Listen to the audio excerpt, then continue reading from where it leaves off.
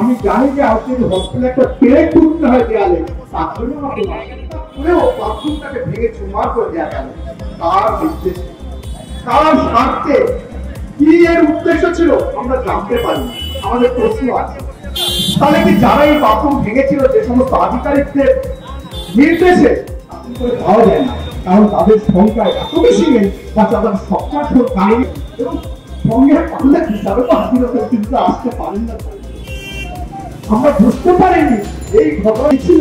এই ধরনের কেস আমরা জানতে পারি হলো কতগুলো লেডিমেনো, তাদের ডিউটি কখন, তাই নিয়ে বলছে তাদের দিকে 25 থেকে 30 জন প্রখ্যাত নামারও কোট করে মিলট মিলট মিলট চলে যাচ্ছে। আমরা একটু বিচারের কোন নিদর্শনের আগে পাইনি।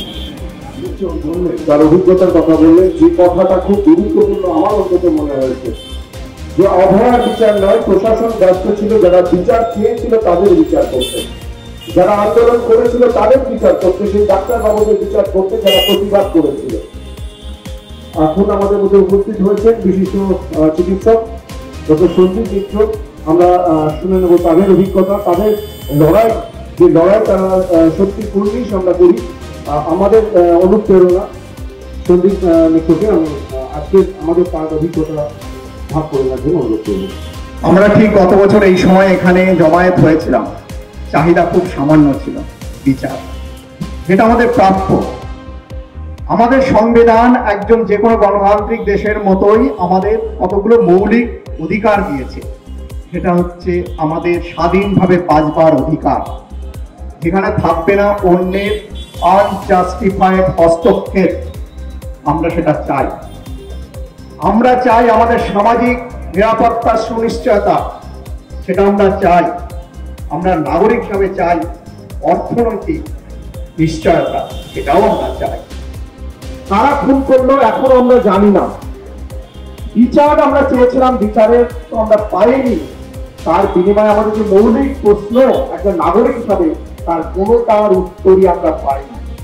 কিছুতেই এখনো জানতে পারিনি অভয় কেন মারা গেছে।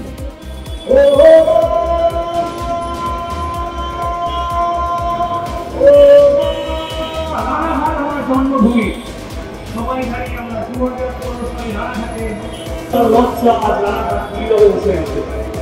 এখনো একজন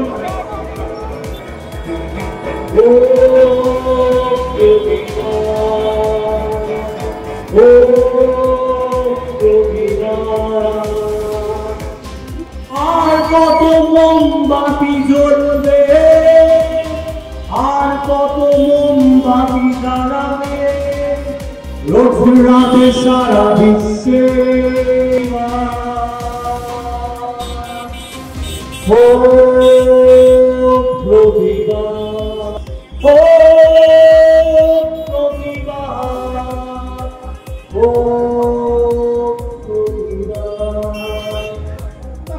বাথরুমটাকে ভেঙে চুরমার করে দেওয়া গেল।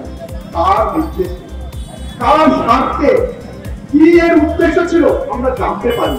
আমাদের প্রশ্ন আছে, তাহলে কি যারা এই বাথরুম ভেঙেছিল যে সমস্ত আধিকারিকদের নির্দেশে পাওয়া যায় না, কারণ তাদের সংখ্যা এত বেশি নেই বা তাদের সবটার কাহিনী এবং সঙ্গে পারলে হিসাবে তো আধিকারিক কিন্তু আসতে পারেন না। আমরা বুঝতে পারিনি এই ঘটনা ছিল। এই ধরনের কেস আমরা জানতে পারি। হলো কতগুলো লেডিমেনো, তাদের ডিউটি কখন, তাই নিয়ে বলছে তাদের দিকে 25 থেকে 30 জন প্রখ্যাত নামারও কোট করে মিলট মিলট মিলট চলে যাচ্ছে। আমরা একটু বিচারের কোন নিদর্শনের আগে পাইনি। আমাদের ভিডিও ভালো লাগলে লাইক এবং শেয়ার করুন। কমেন্ট সেকশনে গিয়ে জানান আপনাদের মতামত। আরও ভিডিও পেতে আমাদের চ্যানেল সাবস্ক্রাইব করুন এবং প্রতি মুহূর্তে খবরের আপডেট পেতে প্রেস করুন বেল আইকন।